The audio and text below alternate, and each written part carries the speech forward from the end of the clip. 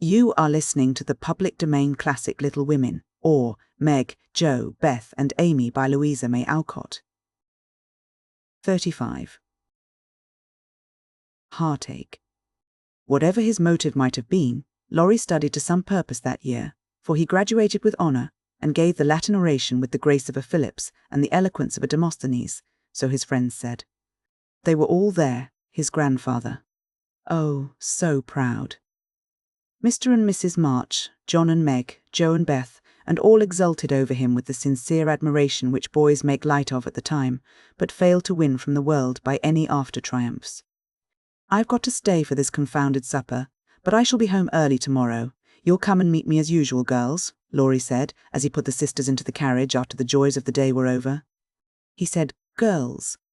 But he meant Jo, for she was the only one who kept up the old custom. She had not the heart to refuse her splendid, successful boy anything, and answered warmly, I'll come, Teddy, rain or shine, and march before you, playing Hail the Conquering Hero Comes on a Jew's harp. Laurie thanked her with a look that made her think, in a sudden panic, oh, dearie me.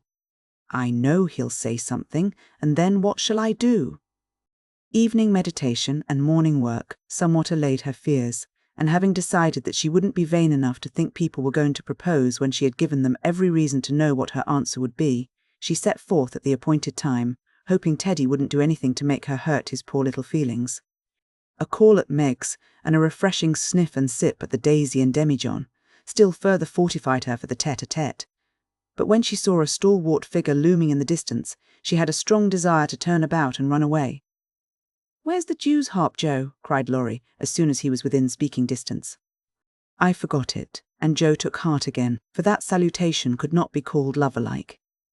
She always used to take his arm on these occasions, now she did not, and he made no complaint, which was a bad sign, but talked on rapidly about all sorts of faraway subjects, till they turned from the road into the little path that led homeward through the grove.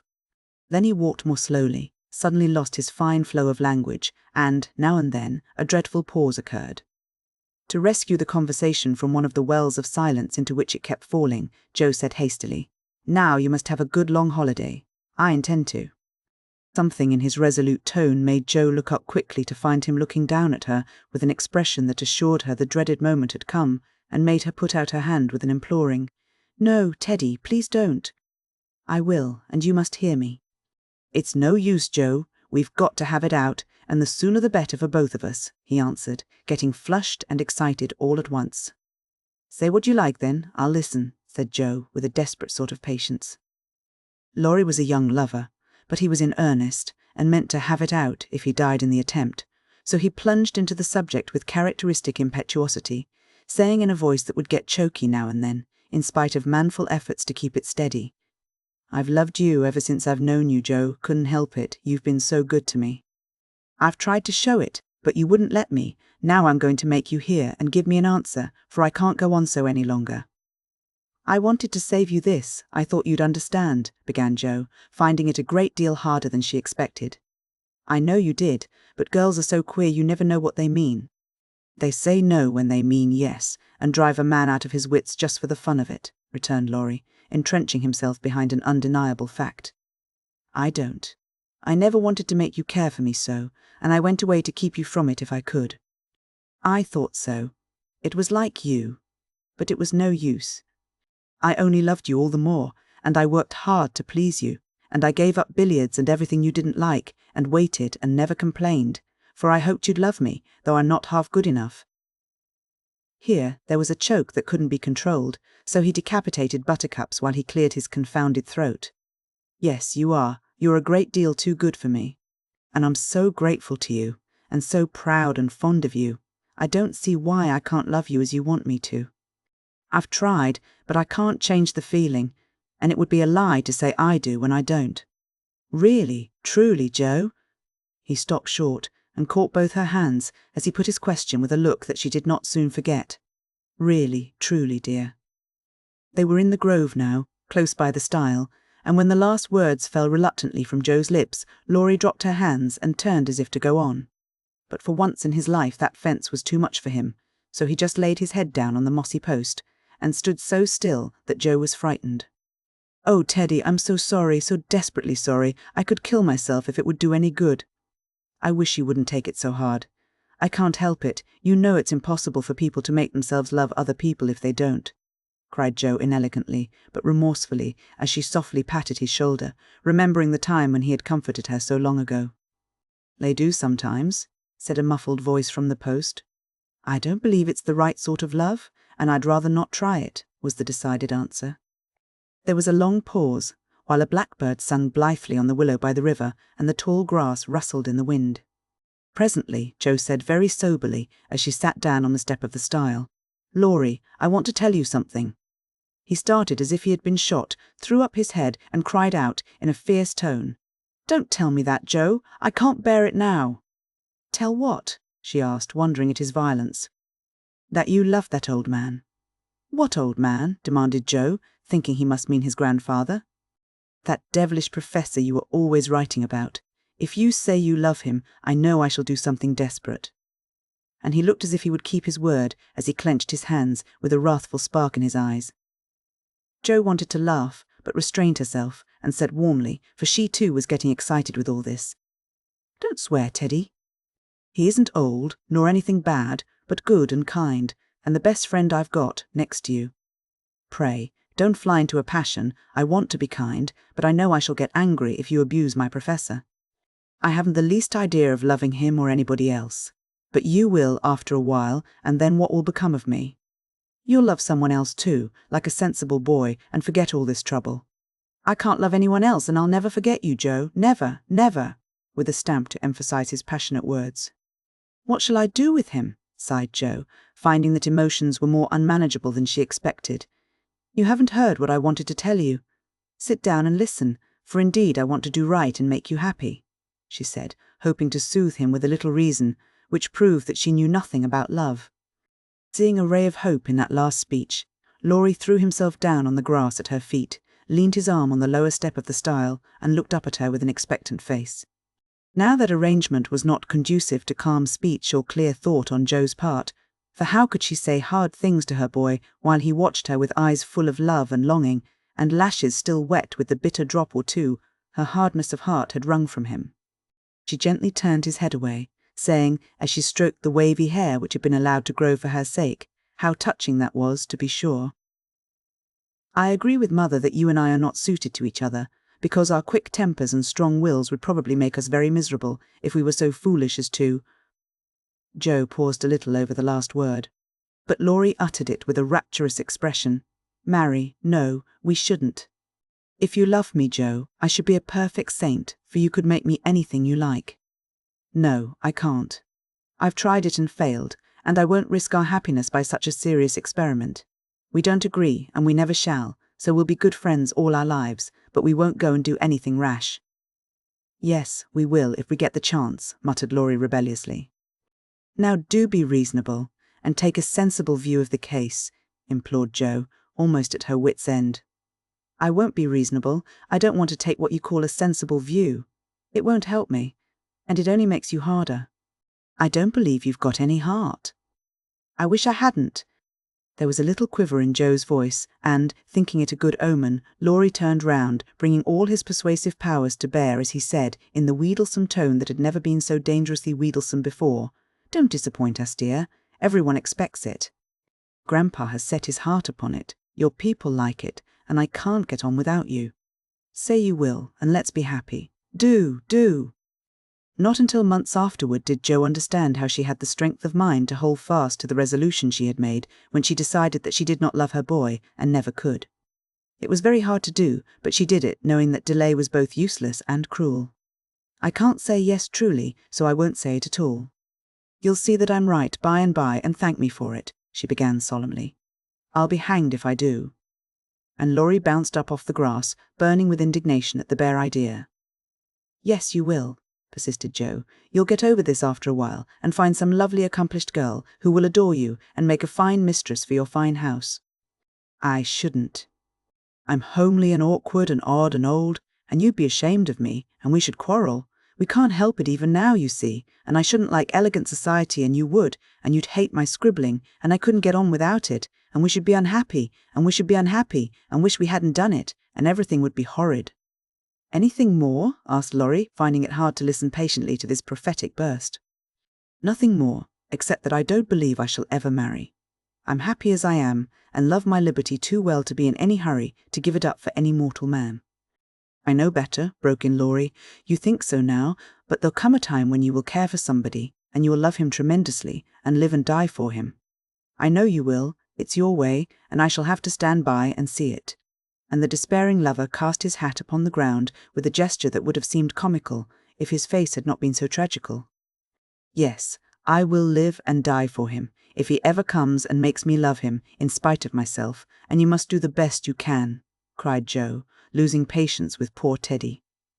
I've done my best, but you won't be reasonable, and it's selfish of you to keep teasing for what I can't give. I shall always be fond of you, very fond indeed as a friend, but I'll never marry you, and the sooner you believe it, the better for both of us, so now. That speech was like fire to gunpowder. Laurie looked at her a minute as if he did not quite know what to do with himself, then turned sharply away, saying in a desperate sort of tone, "You'll be sorry some day, Joe." "Oh, where are you going?" she cried, for his face frightened her. "To the devil," was the consoling answer. For a minute, Joe's heart stood still, as he swung himself down the bank toward the river, but it takes much folly, sin, or misery to send a young man to a violent death, and Laurie was not one of the weak sort who are conquered by a single failure. He had no thought of a melodramatic plunge, but some blind instinct led him to fling hat and coat into his boat and row away with all his might, making better time up the river than he had done in many a race. Joe drew a long breath and unclasped her hands as she watched the poor fellow trying to outstrip the trouble which he carried in his heart. "That will do him good, and he'll come home in such a tender, penitent state of mind that I shan't dare to see him," she said, adding, as she went slowly home, feeling as if she had murdered some innocent thing and buried it under the leaves. "Now, I must go and prepare Mr. Lawrence to be very kind to my poor boy. I wish he'd love Beth. Perhaps he may, in time, but I begin to think I was mistaken about her. Oh dear, how can girls like to have lovers and refuse them? I think it's dreadful." Being sure that no one could do it so well as herself, she went straight to Mr. Lawrence, told the hard story bravely through, and then broke down, crying so dismally over her own insensibility that the kind old gentleman, though sorely disappointed, did not utter a reproach. He found it difficult to understand how any girl could help loving Laurie, and hoped she would change her mind. But he knew even better than Joe that love cannot be forced, so he shook his head sadly and resolved to carry his boy out of harm's way, for young impetuosity's parting words to Joe disturbed him more than he would confess.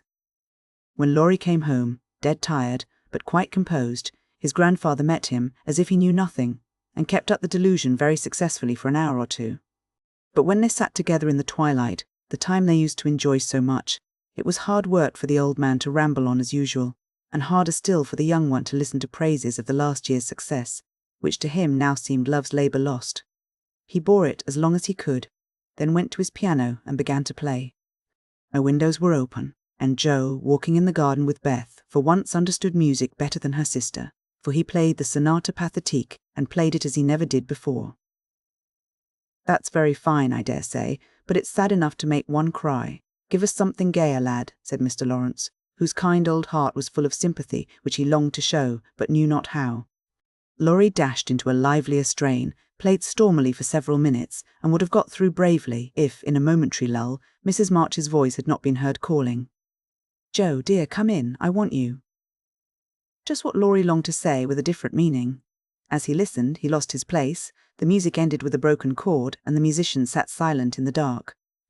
"I can't stand this," muttered the old gentleman. Up he got, groped his way to the piano, laid a kind hand on either of the broad shoulders, and said, as gently as a woman, "I know, my boy, I know."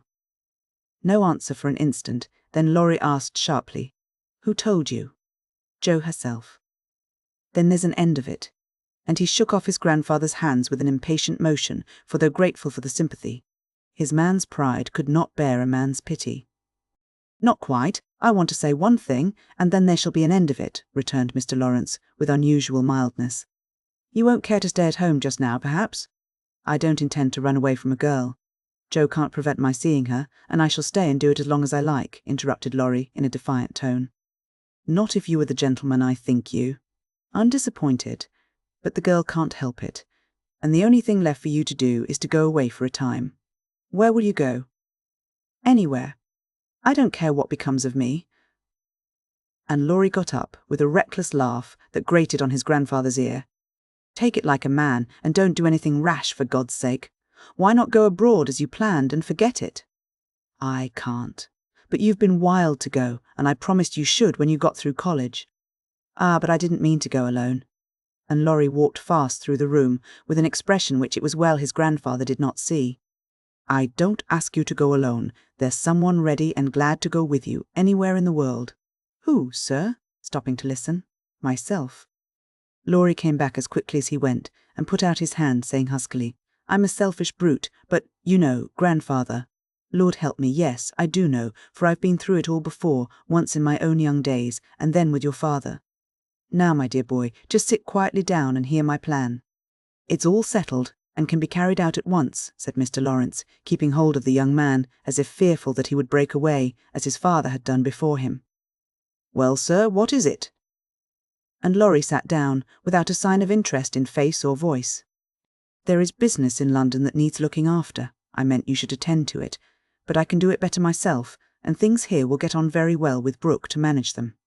My partners do almost everything. I'm merely holding on till you take my place, and can be off at any time.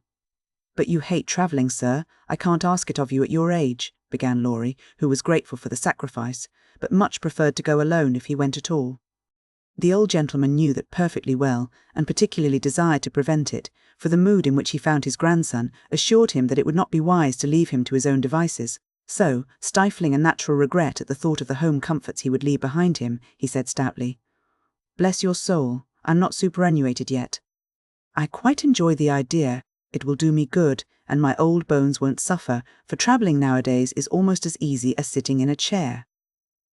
A restless movement from Laurie suggested that his chair was not easy, or that he did not like the plan, and made the old man add hastily, I don't mean to be a marplot or a burden.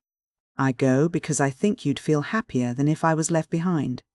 I don't intend to gad about with you, but leave you free to go where you like, while I amuse myself in my own way. I've friends in London and Paris, and should like to visit them. Meantime you can go to Italy, Germany, Switzerland, where you will, and enjoy pictures, music, scenery, and adventures to your heart's content. Now, Laurie felt just then that his heart was entirely broken, and the world a howling wilderness. But at the sound of certain words which the old gentleman artfully introduced into his closing sentence, the broken heart gave an unexpected leap, and a green oasis or two suddenly appeared in the howling wilderness. He sighed, and then said in a spiritless tone, Just as you like, sir. It doesn't matter where I go or what I do. It does to me, remember that, my lad. I give you entire liberty, but I trust you to make an honest use of it. Promise me that, Laurie. Anything you like, sir. Good, thought the old gentleman. You don't care now, but there'll come a time when that promise will keep you out of mischief, or I'm much mistaken. Being an energetic individual, Mr. Lawrence struck while the iron was hot, and before the blighted being recovered spirit enough to rebel, they were off. During the time necessary for preparation, Laurie bore himself as young gentlemen usually do in such cases. He was moody, irritable, and pensive by turns, lost his appetite, neglected his dress, and devoted much time to playing tempestuously on his piano, avoided Jo, but consoled himself by staring at her from his window, with a tragical face that haunted her dreams by night, and oppressed her with a heavy sense of guilt by day. Unlike some sufferers, he never spoke of his unrequited passion, and would allow no one, not even Mrs. March, to attempt consolation or offer sympathy. On some accounts, this was a relief to his friends, but the weeks before his departure were very uncomfortable, and everyone rejoiced that the poor dear fellow was going away to forget his trouble and come home happy. Of course he smiled darkly at their delusion, but passed it by, with the sad superiority of one who knew that his fidelity, like his love, was unalterable. When the parting came, he affected high spirits to conceal certain inconvenient emotions which seemed inclined to assert themselves. This gaiety did not impose upon anybody, but they tried to look as if it did for his sake, and he got on very well till Mrs. March kissed him, with a whisper full of motherly solicitude, Then, feeling that he was going very fast, he hastily embraced them all round, not forgetting the afflicted Hannah, and ran downstairs as if for his life. Jo followed a minute after to wave her hand to him if he looked round. He did look round, came back, put his arms about her as she stood on the step above him, and looked up at her with a face that made his short appeal both eloquent and pathetic. "Oh, Jo, can't you—" "Teddy dear, I wish I could." That was all, except a little pause. Then Laurie straightened himself up, said, "It's all right, never mind," and went away without another word. But it wasn't all right, and Jo did mind, for while the curly head lay on her arm a minute after her hard answer, she felt as if she had stabbed her dearest friend, and when he left her without a look behind him, she knew that the boy Laurie never would come again. 36. Beth secret. When Jo came home that spring, she had been struck with the change in Beth. No one spoke of it or seemed aware of it, for it had come too gradually to startle those who saw her daily, but to eyes sharpened by absence, it was very plain, and a heavy weight fell on Jo's heart as she saw her sister's face. It was no paler and but little thinner than in the autumn. Yet there was a strange, transparent look about it, as if the mortal was being slowly refined away, and the immortal shining through the frail flesh with an indescribably pathetic beauty. Jo saw and felt it, but said nothing at the time, and soon the first impression lost much of its power. For Beth seemed happy, no one appeared to doubt that she was better, and presently, in other cares, Jo for a time forgot her fear. But when Laurie was gone and peace prevailed again, the vague anxiety returned and haunted her. She had confessed her sins and been forgiven, but when she showed her savings and proposed the mountain trip, Beth had thanked her heartily, but begged not to go so far away from home. Another little visit to the seashore would suit her better, and, as Grandma could not be prevailed upon to leave the babies, Jo took Beth down to the quiet place, where she could live much in the open air and let the fresh sea breezes blow a little colour into her pale cheeks. It was not a fashionable place, but, even among the pleasant people there, the girls made few friends, preferring to live for one another. Beth was too shy to enjoy society, and Jo too wrapped up in her to care for anyone else, so they were all in all to each other, and came and went, quite unconscious of the interest they excited in those about them, who watched with sympathetic eyes the strong sister and the feeble one, always together, as if they felt instinctively that a long separation was not far away. They did feel it, yet neither spoke of it. For often between ourselves and those nearest and dearest to us there exists a reserve which it is very hard to overcome. Jo felt as if a veil had fallen between her heart and Beth's, but when she put out her hand to lift it up, there seemed something sacred in the silence, and she waited for Beth to speak.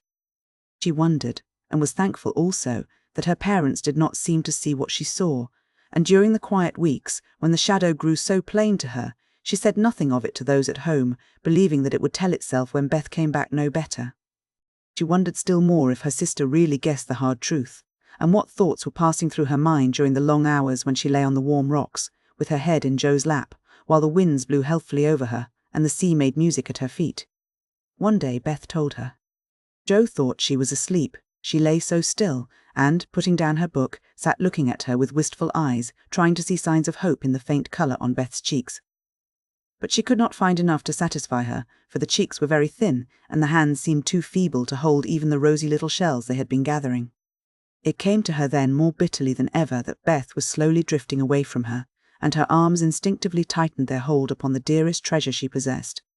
For a minute her eyes were too dim for seeing, and, when they cleared, Beth was looking up at her so tenderly that there was hardly any need for her to say, "Jo dear, I'm glad you know it. I've tried to tell you, but I couldn't." There was no answer except her sister's cheek against her own, not even tears, for when most deeply moved, Jo did not cry. She was the weaker then, and Beth tried to comfort and sustain her, with her arms about her, and the soothing words she whispered in her ear. "I've known it for a good while, dear, and, now I'm used to it, it isn't hard to think of or to bear.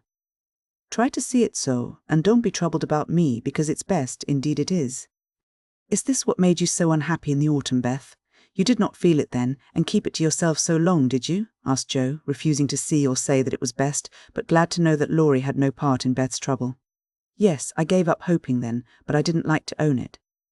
I tried to think it was a sick fancy, and would not let it trouble anyone. but when I saw you all so well and strong, and full of happy plans, it was hard to feel that I could never be like you, and then I was miserable, Joe. Oh, Beth, and you didn't tell me, didn't let me comfort and help you. How could you shut me out, and bear it all alone? Joe's voice was full of tender reproach, and her heart ached to think of the solitary struggle that must have gone on while Beth learned to say good-bye to health, love, and life, and take up her cross so cheerfully. Perhaps it was wrong, but I tried to do right. I wasn't sure, no one said anything, and I hoped I was mistaken. It would have been selfish to frighten you all when Marmee was so anxious about Meg and Amy away, and you so happy with Laurie. At least I thought so then. And I thought that you loved him, Beth, and I went away because I couldn't, cried Joe, glad to say all the truth. Beth looked so amazed at the idea that Joe smiled in spite of her pain, and added softly, Then you didn't, dearie. I was afraid it was so, and imagined your poor little heart full of lovelornity all that while. Why, Joe, how could I, when he was so fond of you? Asked Beth, as innocently as a child. I do love him dearly, he is so good to me, how can I help it? But he never could be anything to me but my brother. I hope he truly will be sometime. Not through me, said Joe decidedly. Amy is left for him and they would suit excellently, but I have no heart for such things now. I don't care what becomes of anybody but you, Beth, you must get well. I want to, oh so much. I try, but every day I lose a little and feel more sure that I shall never gain it back. It's like the tide, Joe, when it turns, it goes slowly, but it can't be stopped. It shall be stopped. Your tide must not turn so soon. 19 is too young. Beth, I can't let you go. I'll work and pray and fight against it. I'll keep you in spite of everything. There must be ways. It can't be too late. God won't be so cruel as to take you from me, cried poor Joe rebelliously, for her spirit was far less piously submissive than Beth's. Simple, sincere people seldom speak much of their piety. It shows itself in acts rather than in words, and has more influence than homilies or protestations. Beth could not reason upon or explain the faith that gave her courage and patience to give up life, and cheerfully wait for death. Like a confiding child, she asked no questions, but left everything to God and nature, father and mother of us all, feeling sure that they, and they only, could teach and strengthen heart and spirit for this life and the life to come. She did not rebuke Joe with saintly speeches, only loved her better for her passionate affection, and clung more closely to the dear human love, from which our Father never means us to be weaned, but through which he draws us closer to himself.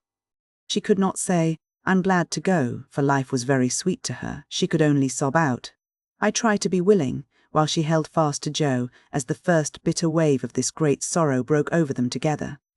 By and by, Beth said with recovered serenity, You'll tell them this when we go home. I think they will see it without words, sighed Joe, for now it seemed to her that Beth changed every day. Perhaps not. I've heard that the people who love best are often blindest to such things. If they don't see it, you will tell them for me. I don't want any secrets, and it's kinder to prepare them. Meg has John and the babies to comfort her, but you must stand by father and mother, won't you, Joe? If I can, but, Beth, I don't give up yet. I'm going to believe that it is a sick fancy and not let you think it's true, said Joe, trying to speak cheerfully. Beth lay a minute thinking, and then said in her quiet way, I don't know how to express myself, and shouldn't try, to anyone but you, because I can't speak out, except to my Joe. I only mean to say that I have a feeling that it never was intended I should live long. I'm not like the rest of you. I never made any plans about what I'd do when I grew up. I never thought of being married, as you all did. I couldn't seem to imagine myself anything but stupid little Beth, trotting about at home, of no use anywhere but there. I never wanted to go away, and the hard part now is the leaving you all. I'm not afraid, but it seems as if I should be homesick for you even in heaven. Joe could not speak, and for several minutes there was no sound but the sigh of the wind and the lapping of the tide. A white-winged gull flew by, with the flash of sunshine on its silvery breast. Beth watched it till it vanished, and her eyes were full of sadness. A little grey-coated sandbird came tripping over the beach. Peeping softly to itself, as if enjoying the sun and sea, it came quite close to Beth, looked at her with a friendly eye, and sat upon a warm stone, dressing its wet feathers, quite at home. Beth smiled and felt comforted, for the tiny thing seemed to offer it small friendship, and remind her that a pleasant world was still to be enjoyed. Dear little bird, see, Joe, how tame it is.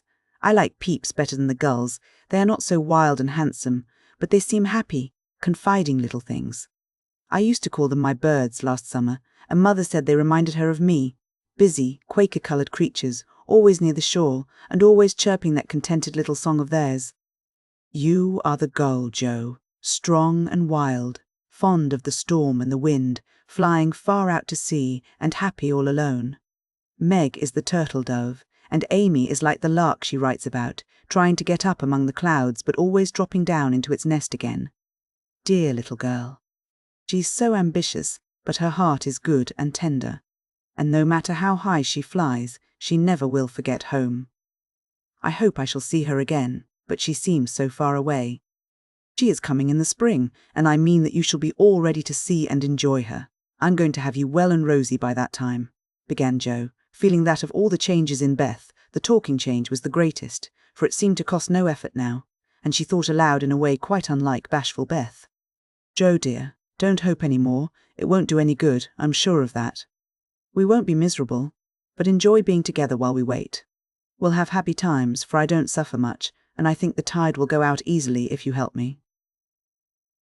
Joe leaned down to kiss the tranquil face, and with that silent kiss she dedicated herself soul and body to Beth. She was right. There was no need of any words when they got home, for Father and Mother saw plainly now what they had prayed to be saved from seeing. Tired with her short journey, Beth went at once to bed, saying how glad she was to be at home, and when Joe went down, she found that she would be spared the hard task of telling Beth's secret. Her father stood leaning his head on the mantelpiece, and did not turn as she came in. But her mother stretched out her arms as if for help, and Joe went to comfort her without a word. 37. NEW Impressions. At 3 o'clock in the afternoon, all the fashionable world at Nice may be seen on the Promenade des Anglais. A charming place for the wide walk, bordered with palms, flowers, and tropical shrubs, is bounded on one side by the sea, on the other by the Grand Drive, lined with hotels and villas, while beyond lie orange orchards and the hills. Many nations are represented, many languages spoken, many costumes worn, and, on a sunny day, the spectacle is as gay and brilliant as a carnival. Haughty English, lively French, sober Germans, handsome Spaniards, ugly Russians, meek Jews, free and easy Americans all drive, sit or saunter here, chatting over the news, and criticizing the latest celebrity who has arrived, Ristori or Dickens, Victor Emmanuel or the Queen of the Sandwich Islands. The equipages are as varied as the company, and attract as much attention, especially the low basket. Barouches in which ladies drive themselves, with a pair of dashing ponies, gay nets to keep their voluminous flounces from overflowing the diminutive vehicles, and little grooms on the perch behind. Along this walk, on Christmas Day, a tall young man walked slowly, with his hands behind him, and a somewhat absent expression of countenance.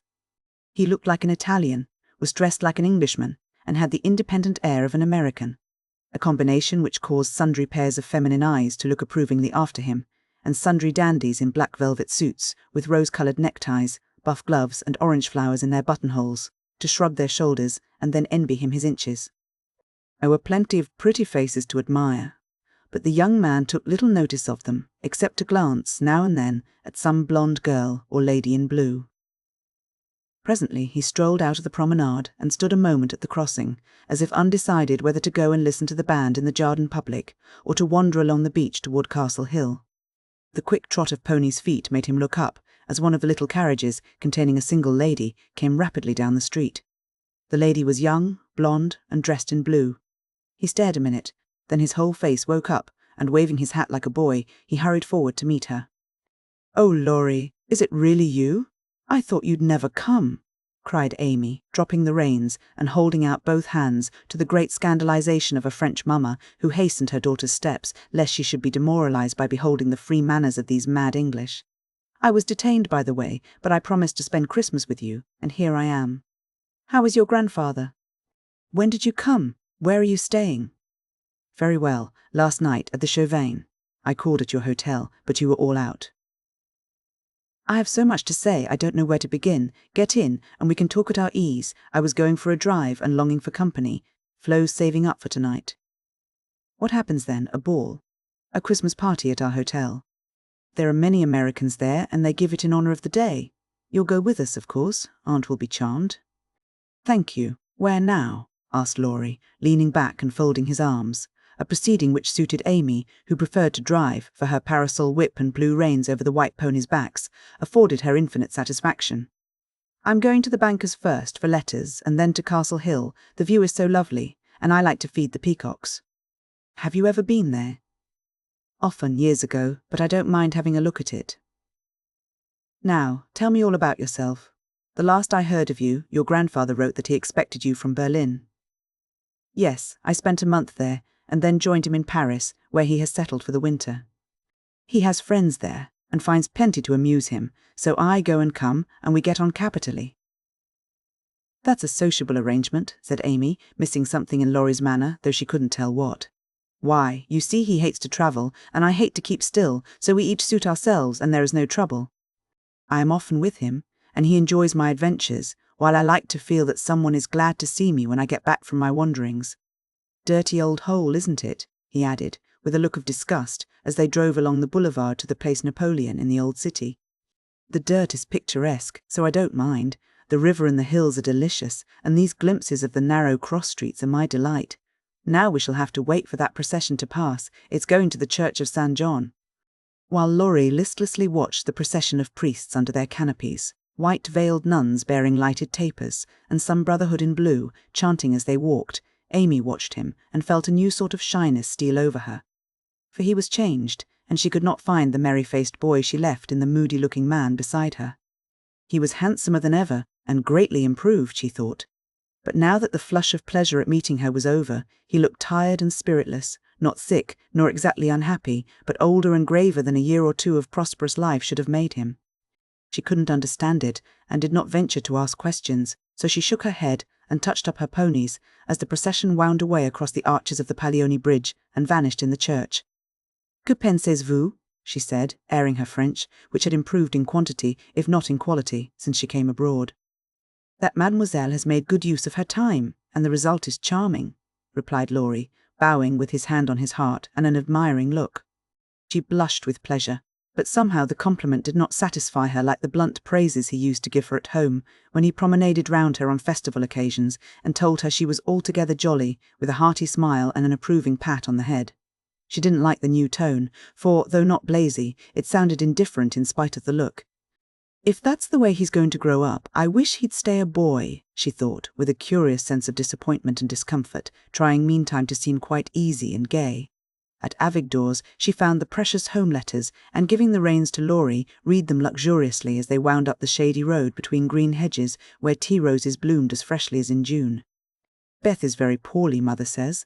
I often think I ought to go home, but they all say stay. So I do, for I shall never have another chance like this," said Amy, looking sober over one page. "I think you are right there. You could do nothing at home, and it is a great comfort to them to know that you are well and happy and enjoying so much, my dear." He drew a little nearer and looked more like his old self as he said that, and the fear that sometimes weighed on Amy's heart was lightened, for the look, the act, the brotherly "my dear," seemed to assure her that if any trouble did come, she would not be alone in a strange land. Presently she laughed, and showed him a small sketch of Jo in her scribbling suit, with the bow rampantly erect upon her cap, and issuing from her mouth the words, "Genius Burns." Laurie smiled, took it, put it in his vest pocket, to keep it from blowing away, and listened with interest to the lively letter Amy read him. "This will be a regularly Merry Christmas to me, with presents in the morning, you and letters in the afternoon, and a party at night," said Amy, as they alighted among the ruins of the old fort, and a flock of splendid peacocks came trooping about them, tamely waiting to be fed.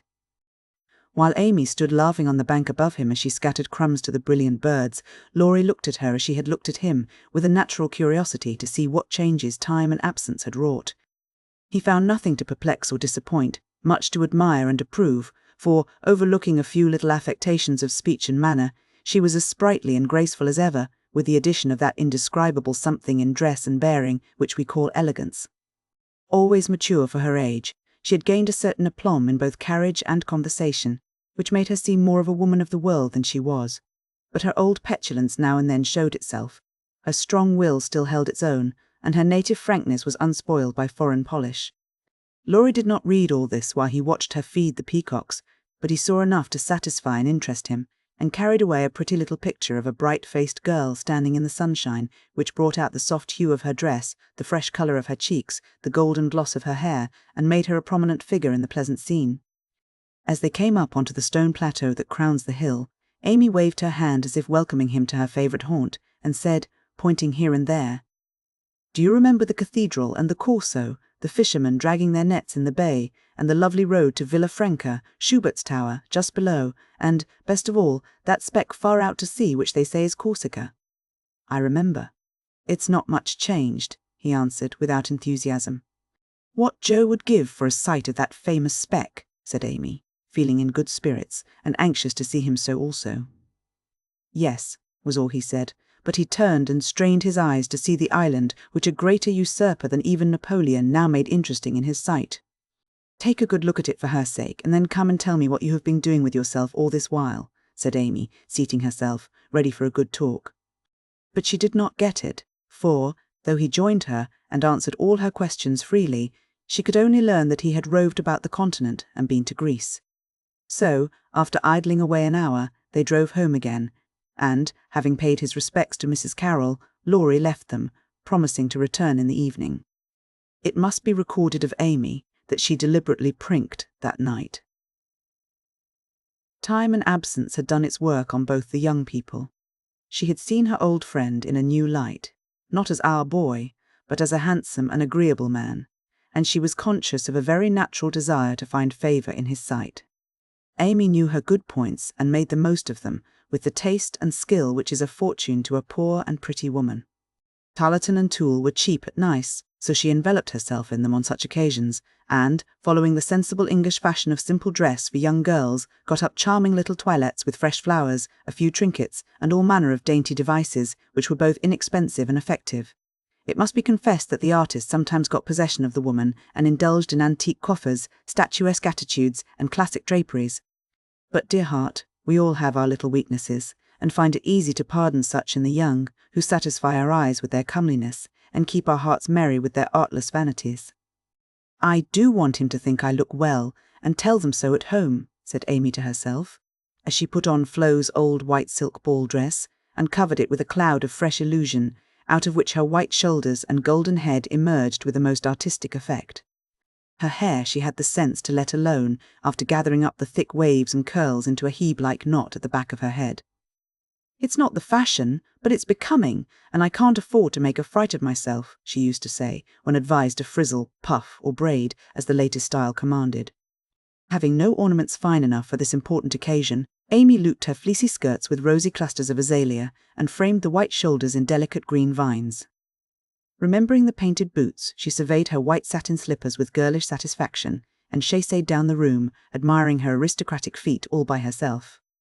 "My new fan just matches my flowers, my gloves fit to a charm, and the real lace on Aunt's matoir gives an air to my whole dress. If I only had a classical nose and mouth, I should be perfectly happy," she said, surveying herself with a critical eye and a candle in each hand. In spite of this affliction, she looked unusually gay and graceful as she glided away. She seldom ran. It did not suit her style, she thought, for, being tall, the stately and Junoesque was more appropriate than the sportive or piquant.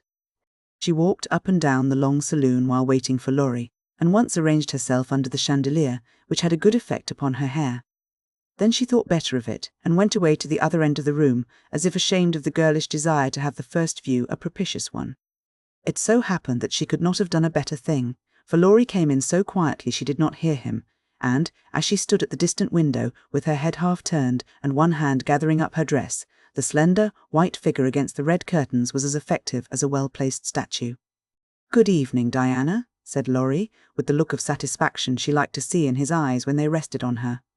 "Good evening, Apollo," she answered, smiling back at him, for he too looked unusually debonair, and the thought of entering the ballroom on the arm of such a personable man caused Amy to pity the plain Mrs. Davis from the bottom of her heart bred.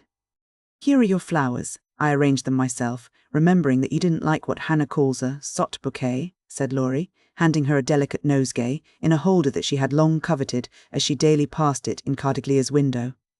"How kind you are!" she exclaimed gratefully. "If I'd known you were coming, I'd have had something ready for you day, though not as pretty as this, I'm afraid." "Thank you. It isn't what it should be, but you have improved it," he added, as she snapped the silver bracelet on her wrist. "Please don't. I thought you liked that sort of thing." "Not from you. It doesn't sound natural, and I like your old bluntness better." "I'm glad of it," he answered with a look of relief, then buttoned her gloves for her and asked if his tie was straight, just as he used to do when they went to parties together at home. The company assembled in the long salle à manger that evening was such as one sees nowhere but on the continent. The hospitable Americans had invited every acquaintance they had in Nice, and, having no prejudice against titles, secured a few to add lustre to their Christmas ball. A Russian prince condescended to sit in a corner for an hour and talk with a massive lady, dressed like Hamlet's mother, in black velvet, with a pearl bridle under her chin. A Polish count, aged 18, devoted himself to the ladies, who pronounced him a fascinating dear, and a German serene something, having come for the supper alone, roamed vaguely about, seeking what he might devour. Baron Rothschild's private secretary, a large-nosed Jew, in tight boots, affably beamed upon the world, as if his master's name crowned him with a golden halo. A stout Frenchman, who knew the Emperor, came to indulge his mania for dancing, and Lady de Jones, a British matron, adorned the scene with her little family of 8. Of course, there were many light-footed, shrill-voiced American girls, handsome, lifeless-looking English ditto, and a few plain but piquante French demoiselles, likewise the usual set of travelling young gentlemen who disported themselves gaily, while mammas of all nations lined the walls and smiled upon them benignly when they danced with their daughters. Any young girl can imagine Amy's state of mind when she took the stage that night, leaning on Laurie's arm. She knew she looked well, she loved to dance. She felt that her foot was on her native heath in a ballroom, and enjoyed the delightful sense of power which comes when young girls first discover the new and lovely kingdom they are born to rule by virtue of beauty, youth, and womanhood. She did pity the Davis girls, who were awkward, plain, and destitute of escort, except a grim papa and 3 grimmer maiden aunts, and she bowed to them in her friendliest manner as she passed, which was good of her, as it permitted them to see her dress and burn with curiosity to know who her distinguished-looking friend might be. With the first burst of the band, Amy's colour rose, her eyes began to sparkle, and her feet to tap the floor impatiently, for she danced well, and wanted Laurie to know it. Therefore the shock she received can better be imagined than described, when he said, in a perfectly tranquil tone, "Do you care to dance? One usually does at a ball." Her amazed look and quick answer caused Laurie to repair his error as fast as possible. "I meant the first dance. May I have the honour?" "I can give you one if I put off the count. He dances divinely, but he will excuse me, as you are an old friend," said Amy, hoping that the name would have a good effect and show Laurie that she was not to be trifled with. Nice little boy, but rather a short pole to support a daughter of the gods, divinely tall and most divinely fair, was all the satisfaction she got, however. The set in which they found themselves was composed of English, and Amy was compelled to walk decorously through a cotillion, feeling all the while as if she could dance the tarantula with a relish. Laurie resigned her to the nice little boy, and went to do his duty to Flo, without securing Amy for the joys to come, which reprehensible want of forethought was properly punished, for she immediately engaged herself till supper, meaning to relent if he then gave any signs of penitence. She showed him her ball book with demure satisfaction when he strolled, instead of rushing, up to claim her for the next, a glorious polka redoer. But his polite regrets didn't impose upon her, and when she gallopaded away with the count, she saw Laurie sit down by her aunt with an actual expression of relief. It was unpardonable, and Amy took no more notice of him for a long while, except a word now and then when she came to her chaperon, between the dances, for a necessary pin or a moment's rest. Her anger had a good effect, however, for she hid it under a smiling face, and seemed unusually blithe and brilliant. Laurie's eyes followed her with pleasure, for she neither romped nor sauntered, but danced with spirit and grace, making the delightsome pastime what it should be. He very naturally fell to studying her from this new point of view, and, before the evening was half over, had decided that little Amy was going to make a very charming woman. It was a lively scene, for soon the spirit of the social season took possession of everyone, and Christmas merriment made all faces shine, hearts happy, and heels light. The musicians fiddled, tooted, and banged as if they enjoyed it. Everybody danced who could, and those who couldn't admired their neighbours with uncommon warmth. The air was dark with Davises, and many Joneses gambolled like a flock of young giraffes. The golden secretary darted through the room like a meteor with a dashing Frenchwoman who carpeted the floor with her pink satin train. The serene Teuton found the supper table and was happy, eating steadily through the bill of fare, and dismayed the garçons by the ravages he committed. But the Emperor's friend covered himself with glory, for he danced everything, whether he knew it or not, and introduced impromptu pirouettes when the figures bewildered him. The boyish abandon of that stout man was charming to behold, for, though he carried weight, he danced like an india-rubber ball. He ran, he flew, he pranced, his face glowed, his bald head shone, his coat-tails waved wildly, his pumps actually twinkled in the air, and when the music stopped, he wiped the drops from his brow and beamed upon his fellow men like a French Pickwick without glasses. Amy and her Pole distinguished themselves by equal enthusiasm, but more graceful agility, and Laurie found himself involuntarily keeping time to the rhythmic rise and fall of the white slippers as they flew by as indefatigably as if winged. When little Vladimir finally relinquished her, with assurances that he was desolated to leave so early, she was ready to rest and see how her recreant knight had borne his punishment. It had been successful, for, at 23, blighted affections find a balm in friendly society, and young nerves will thrill, young blood dance, and healthy young spirits rise, when subjected to the enchantment of beauty, light, music, and motion. Laurie had a waked-up look as he rose to give her his seat, and when he hurried away to bring her some supper, she said to herself with a satisfied smile, "Ah, I thought that would do him good." "You look like Balzac's femme par elle-même," he said, as he fanned her with one hand and held her coffee cup in the other. "My rouge won't come off," and Amy rubbed her brilliant cheek and showed him her white glove with a sober simplicity that made him laugh outright. "What do you call this stuff?" he asked, touching a fold of her dress that had blown over his knee. "Illusion. Good name for it. It's very pretty, new thing, isn't it? It's as old as the hills, you have seen it on dozens of girls, and you never found out that it was pretty till now. Stupid." "I never saw it on you before, which accounts for the mistake, you see." "None of that, it is forbidden. I'd rather take coffee than compliments just now." "No, don't lounge, it makes me nervous."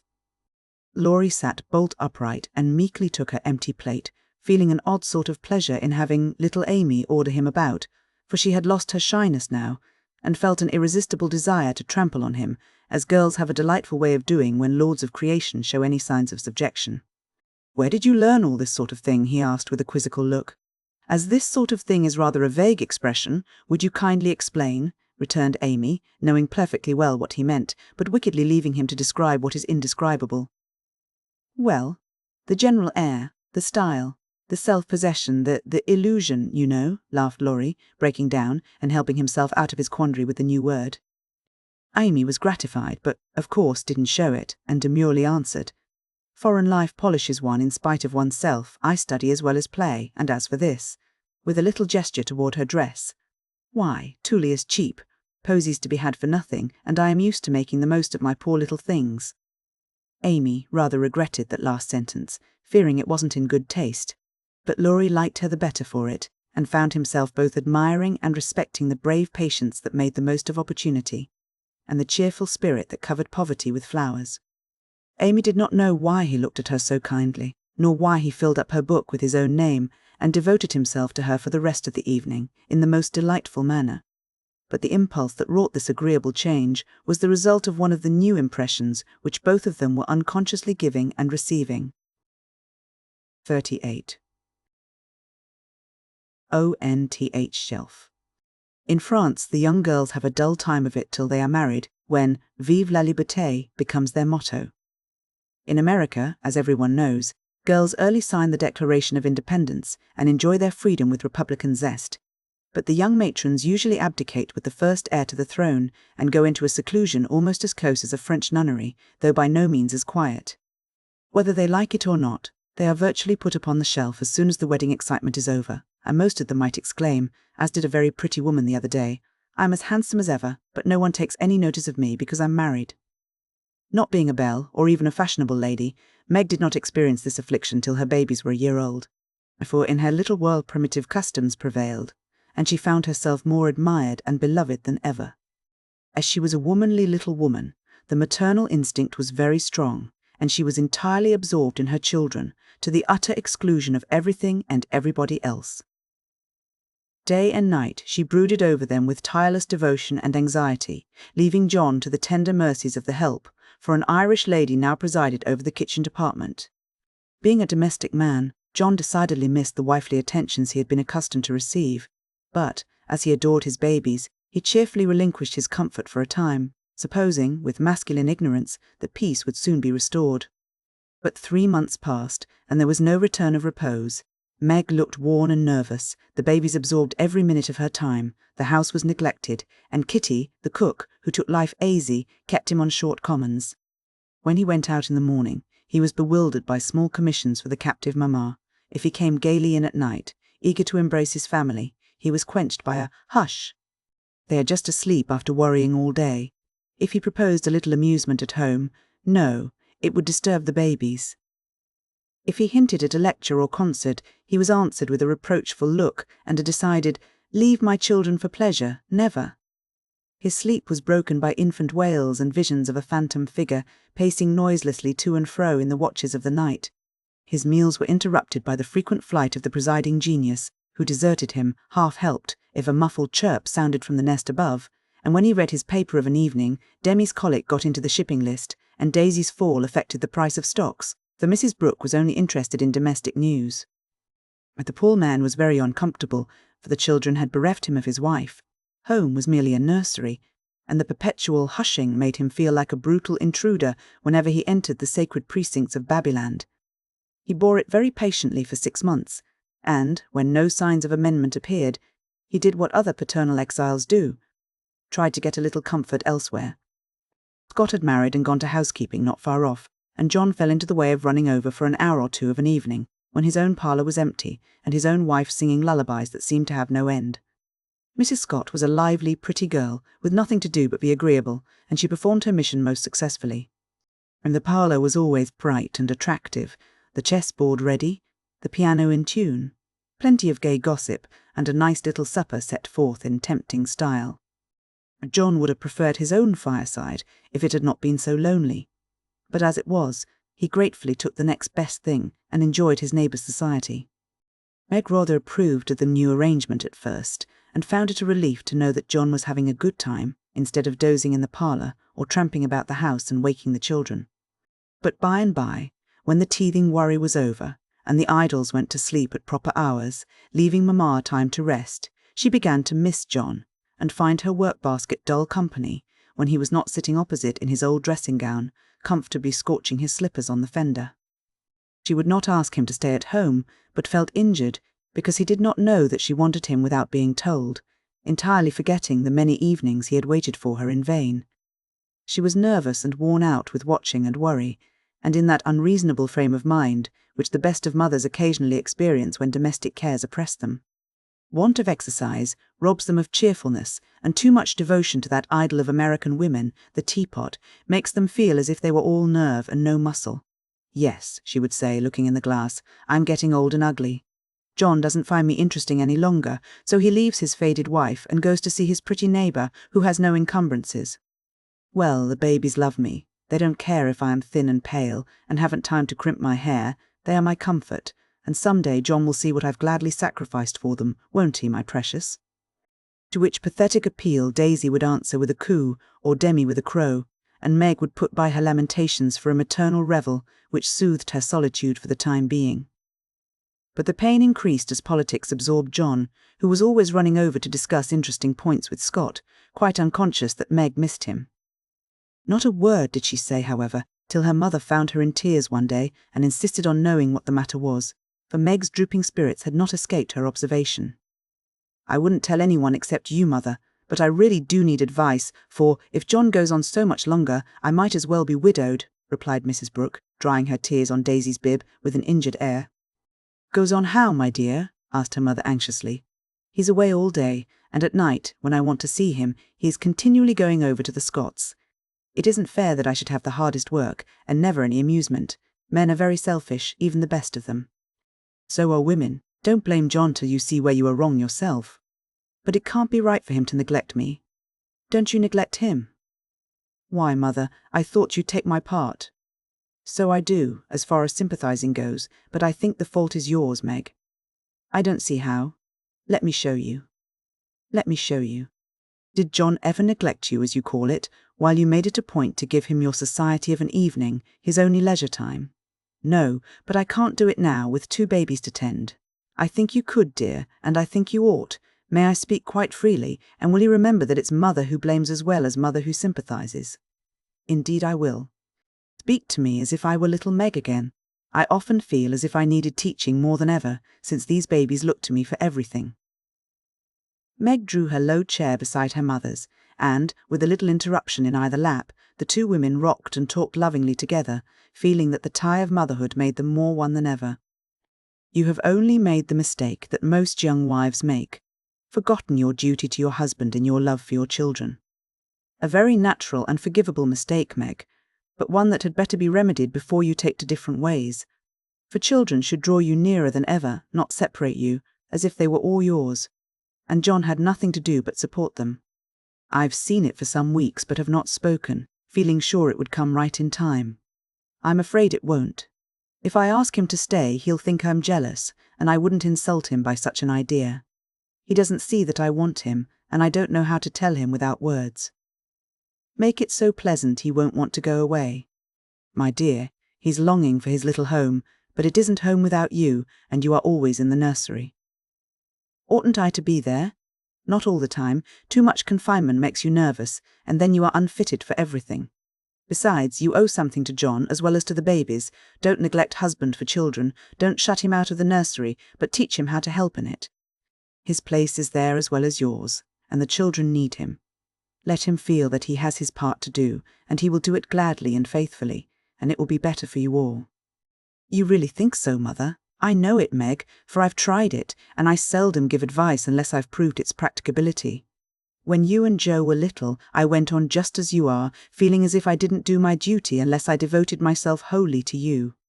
Poor father took to his books after I had refused all offers of help and left me to try my experiment alone. I struggled along as well as I could, but Joe was too much for me. I nearly spoilt her by indulgence. You were poorly, and I worried about you till I fell sick myself. Then father came to the rescue, quietly managed everything, and made himself so helpful that I saw my mistake, and never have been able to get on without him since. That is the secret of our home happiness. He does not let business wean him from the little cares and duties that affect us all, and I try not to let domestic worries destroy my interest in his pursuits.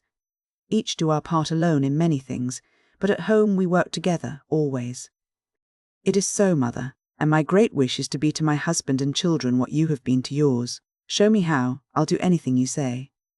You always were my docile daughter.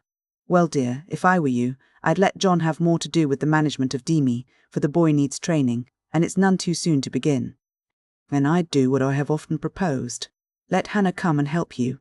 She is a capital nurse, and you may trust the precious babies to her while you do more housework. You need the exercise, Hannah would enjoy the rest, and John would find his wife again. Go out more. Keep cheerful as well as busy, for you are the sunshine maker of the family, and if you get dismal there is no fair weather. Then I'd try to take an interest in whatever John likes. Talk with him, let him read to you, exchange ideas, and help each other in that way. Don't shut yourself up in a bandbox because you are a woman, but understand what is going on, and educate yourself to take your part in the world's work, for it all affects you and yours. John is so sensible. I'm afraid he will think I'm stupid if I ask questions about politics and things. I don't believe he would. Love covers a multitude of sins. And of whom could you ask more freely than of him? Try it, and see if he doesn't find your society far more agreeable than Mrs. Scott's suppers. I will, poor John. I'm afraid I have neglected him sadly, but I thought I was right, and he never said anything. He tried not to be selfish, but he has felt rather forlorn, I fancy. This is just the time, Meg, when young married people are apt to grow apart, and the very time when they ought to be most together, for the first tenderness soon wears off, unless care is taken to preserve it, and no time is so beautiful and precious to parents as the first years of the little lives given them to train. Don't let John be a stranger to the babies, for they will do more to keep him safe and happy in this world of trial and temptation than anything else, and through them you will learn to know and love one another as you should. Now, dear, goodbye. Think over Mother's preachment, act upon it if it seems good, and God bless you all. Meg did think it over, found it good, and acted upon it, though the first attempt was not made exactly as she planned to have it. Of course, the children tyrannized over her and ruled the house as soon as they found out that kicking and squalling brought them whatever they wanted. Mama was an abject slave to their caprices, but Papa was not so easily subjugated, and occasionally afflicted his tender spouse by an attempt at paternal discipline with his obstreperous son. For Demi inherited a trifle of his sire's firmness of character, we won't call it obstinacy, and when he made up his little mind to have or to do anything, all the king's horses and all the king's men could not change that pertinacious little mind. Mama thought the dear too young to be taught to conquer his prejudices, but Papa believed that it never was too soon to learn obedience, so Master Demi early discovered that when he undertook to rustle with Papa, he always got the worst of it. Yet, like the Englishman, Baby respected the man who conquered him and loved the father whose grave "no, no" was more impressive than all Mama's love pats. A few days after the talk with her mother, Meg resolved to try a social evening with John. So she ordered a nice supper, set the parlour in order, dressed herself prettily, and put the children to bed early, that nothing should interfere with her experiment. But, unfortunately, Demi's most unconquerable prejudice was against going to bed, and that night he decided to go on a rampage. So poor Meg sung and rocked, told stories and tried every sleep-provoking while she could devise, but all in vain. The big eyes wouldn't shut, and long after Daisy had gone to Bilo, like the chubby little bunch of good nature she was, naughty Demi lay staring at the light, with the most discouragingly wide-awake expression of countenance. "Will Demi lie still like a good boy while Mama runs down and gives poor Papa his tea?" asked Meg, as the hall door softly closed and the well-known step went tiptoeing into the dining room. "Me has tea," said Demi, preparing to join in the revel. "No, but I'll save you some little cakeys for breakfast if you'll go by like Daisy." "Will you, lovey?" "Iss." And Demi shut his eyes tight, as if to catch sleep and hurry the desired day.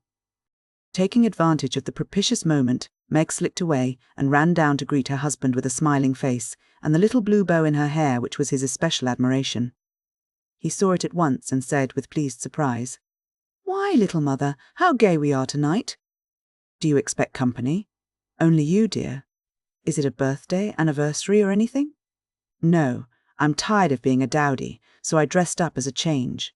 You always make yourself nice for table, no matter how tired you are, so why shouldn't I when I have the time?" "I do it out of respect to you, my dear," said old-fashioned John. "Ditto, ditto, Mr. Brooke," laughed Meg, looking young and pretty again as she nodded to him over the teapot. "Well, it's altogether delightful, and like old times. This tastes right. I drink your health, dear." And John sipped his tea with an air of reposeful rapture, which was of very short duration, however, for, as he put down his cup, the door-handle rattled mysteriously, and the little voice was heard saying impatiently, "Opie doy, me's tummin'." "It's that naughty boy. I told him to go to sleep alone, and here he is, downstairs, getting his death a cold pattering over that canvas," said Meg, answering the call. "Mornin' now," announced Demi in a joyful tone, as he entered, with his long nightgown gracefully festooned over his arm, and every curl bobbing gaily as he pranced about the table, eyeing the cakeys with loving glances. "No, it isn't morning yet. You must go to bed and not trouble poor Mama, then you can have the little cake with sugar on it." "Me loves Papa," said the artful one, preparing to climb the paternal knee and revel in forbidden joys.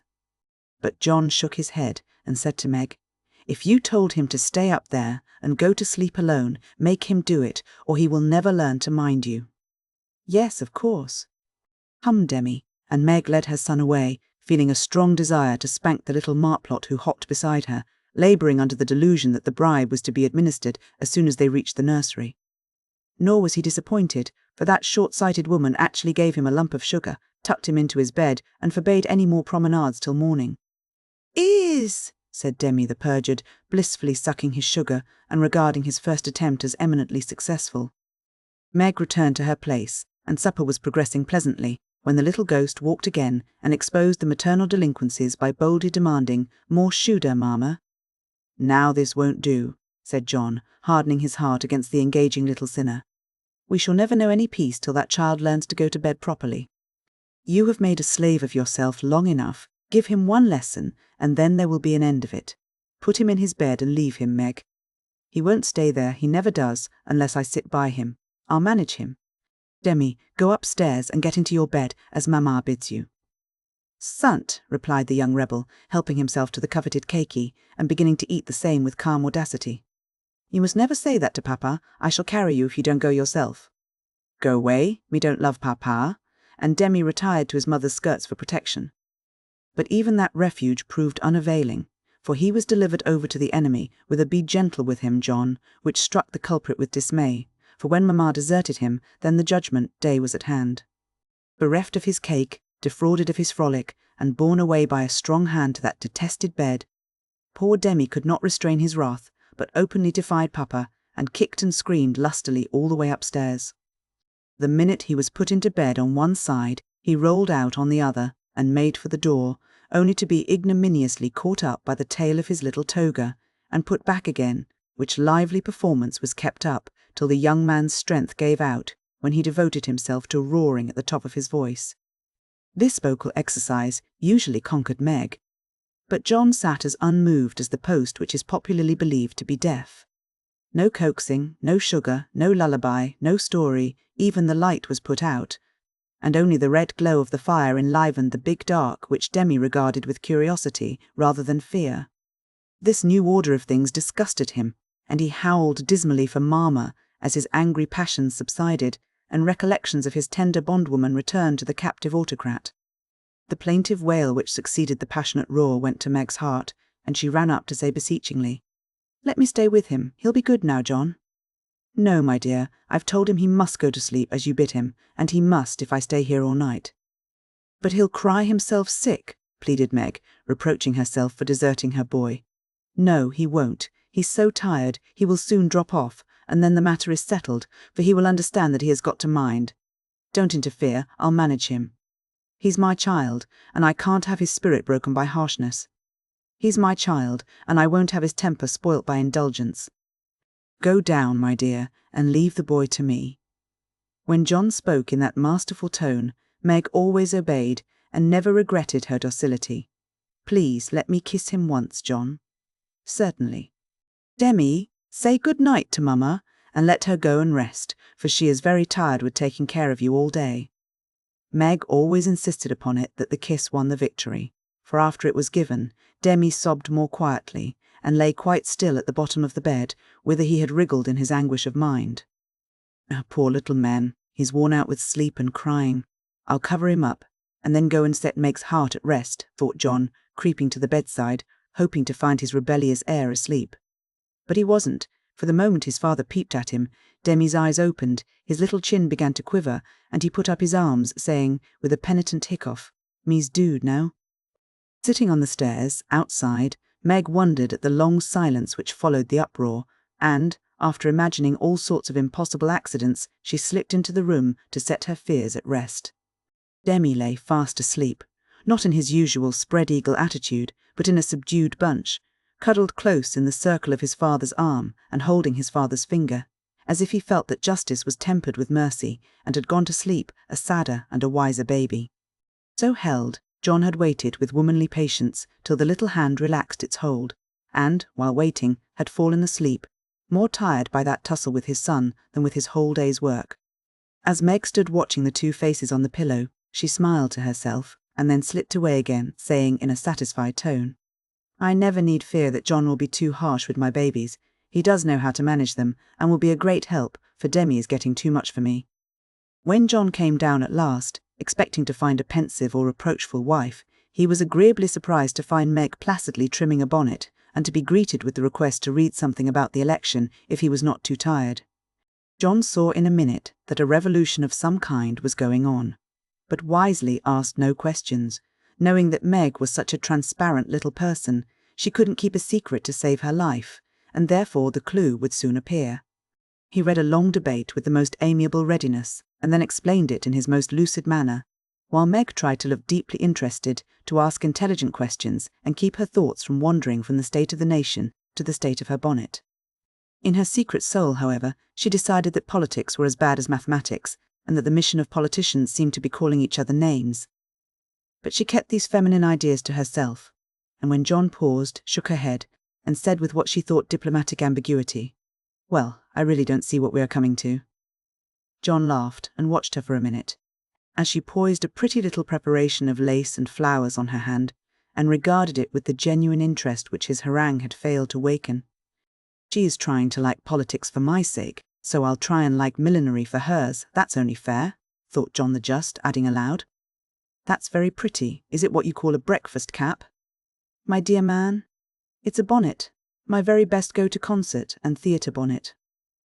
I beg your pardon, it was so small, I naturally mistook it for one of the fly-away things you sometimes wear. How do you keep it on? These bits of lace are fastened under the chin with a rosebud, so, and Meg illustrated by putting on the bonnet and regarding him with an air of calm satisfaction that was irresistible. It's a love of a bonnet, but I prefer the face inside, for it looks young and happy again. And John kissed the smiling face, to the great detriment of the rosebud under the chin. I'm glad you like it, for I want you to take me to one of the new concerts some night. I really need some music to put me in tune. Will you, please? Of course I will, with all my heart, or anywhere else you like. You have been shut up so long, it will do you no end of good, and I shall enjoy it, of all things. And what put it into your head, little mother? Well, I had a talk with Marmee the other day, and told her how nervous and cross and out of sorts I felt, and she said I needed change and less care, so Hannah is to help me with the children, and I'm to see to things about the house more, and now and then have a little fun. Just to keep me from getting to be a fidgety, broken-down old woman before my time. It's only an experiment, John, and I want to try it for your sake as much as for mine, because I've neglected you shamefully lately, and I'm going to make home what it used to be if I can. You don't object, I hope? Never mind what John said, or what a very narrow escape the little bonnet had from utter ruin. All that we have any business to know is that John did not appear to object, judging from the changes which gradually took place in the house and its inmates. It was not all paradise by any means, but everyone was better for the division of labour system. The children throve under the paternal rule, for accurate, steadfast John brought order and obedience into babydom, while Meg recovered her spirits and composed her nerves by plenty of wholesome exercise, a little pleasure, and much confidential conversation with her sensible husband. Home grew home, like again, and John had no wish to leave it unless he took Meg with him.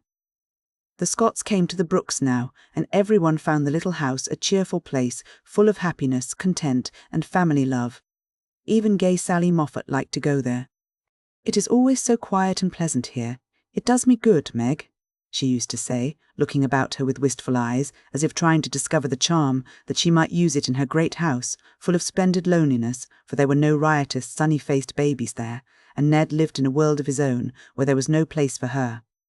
This household happiness did not come all at once, but John and Meg had found the key to it, and each year of married life taught them how to use it, unlocking the treasuries of real home love and mutual helpfulness, which the poorest may possess and the richest cannot buy.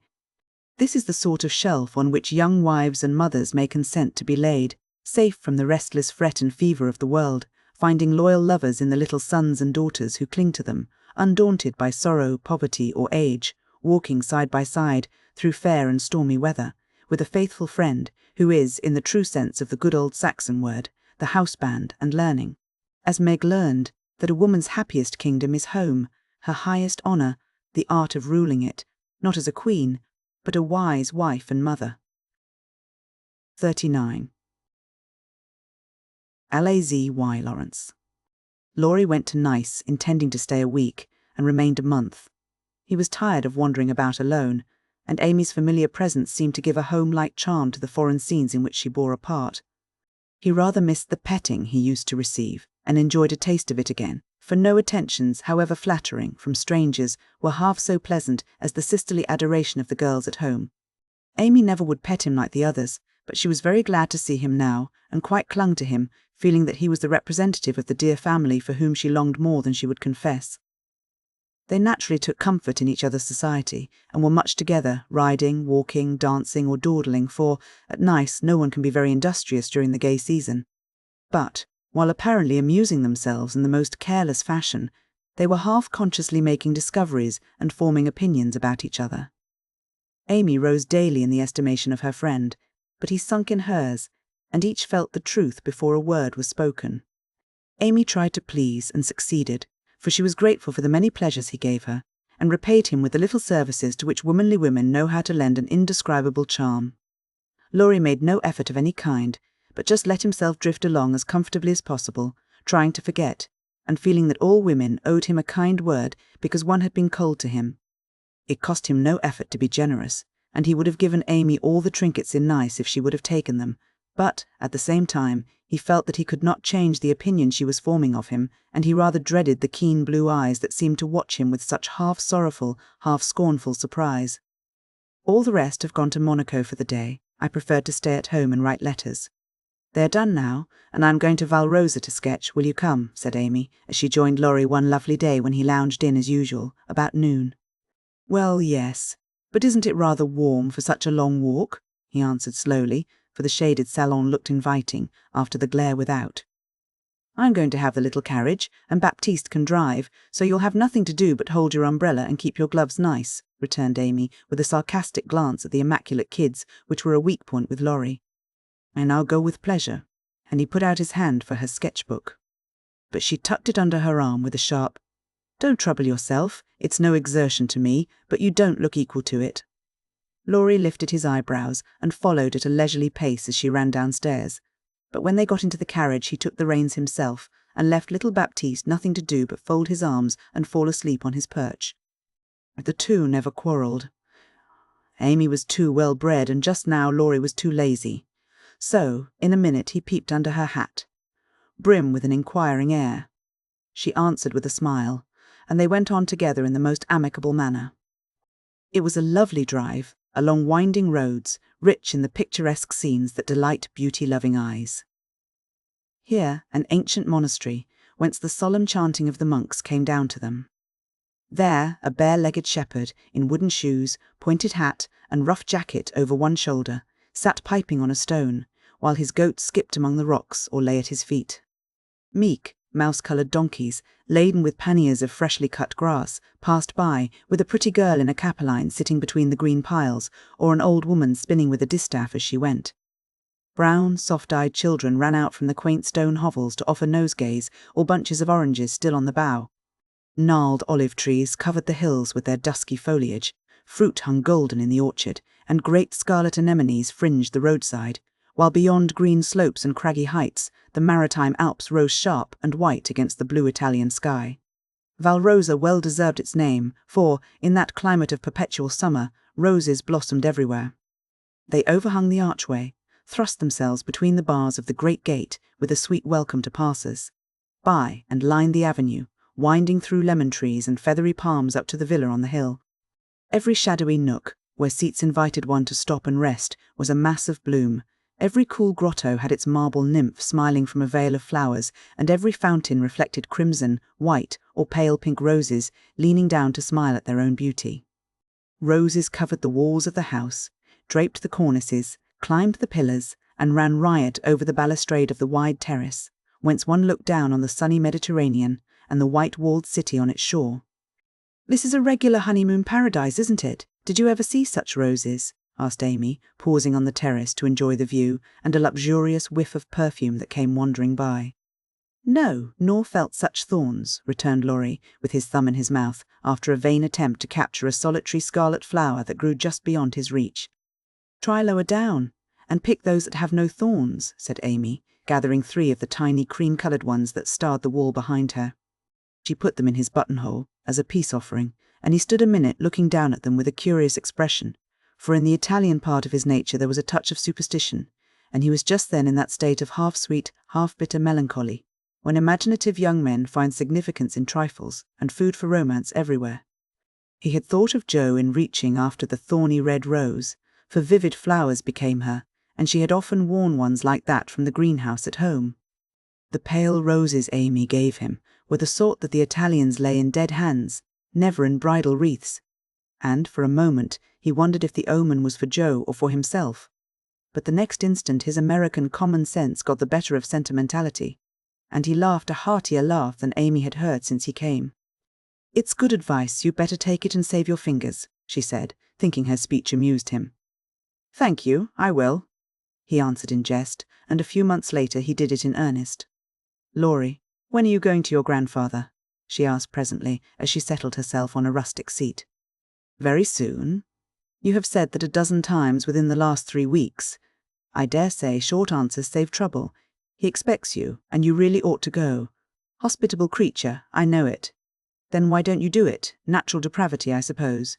Natural indolence, you mean? It's really dreadful. And Amy looked severe.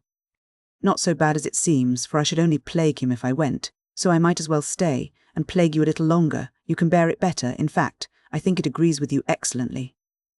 And Laurie composed himself for a lounge on the broad ledge of the balustrade. Amy shook her head and opened her sketchbook with an air of resignation, but she had made up her mind to lecture that boy, and in a minute she began again. What are you doing just now? Watching lizards? No, I mean, what do you intend and wish to do? Smoke a cigarette, if you'll allow me. How provoking you are.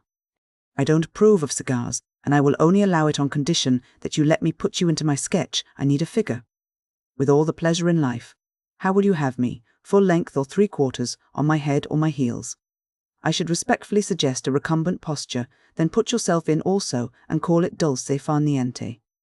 Stay as you are and go to sleep if you like. I intend to work hard, said Amy in her most energetic tone. What delightful enthusiasm! And he leaned against a tall urn with an air of entire satisfaction. What would Jo say if she saw you now? Asked Amy impatiently, hoping to stir him up by the mention of her still more energetic sister's name. As usual, go away, Teddy. I'm busy, he laughed as he spoke.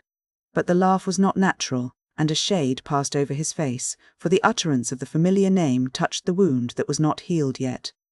Both tone and shadow struck Amy, for she had seen and heard them before, and now she looked up in time to catch a new expression on Laurie's face, a hard, bitter look, full of pain, dissatisfaction, and regret. It was gone before she could study it, and the listless expression back again. She watched him for a moment with artistic pleasure, thinking how like an Italian he looked, as he lay basking in the sun with uncovered head, and eyes full of southern dreaminess, for he seemed to have forgotten her, and fallen into a reverie. You look like the effigy of a young knight asleep on his tomb, she said, carefully tracing the well-cut profile defined against the dark stone. Wish I was. That's a foolish wish, unless you have spoilt your life. You are so changed, I sometimes think. There Amy stopped, with a half-timid, half-wistful look, more significant than her unfinished speech. Laurie saw and understood the affectionate anxiety which she hesitated to express, and looking straight into her eyes, said, just as he used to say it to her mother, "It's all right, ma'am."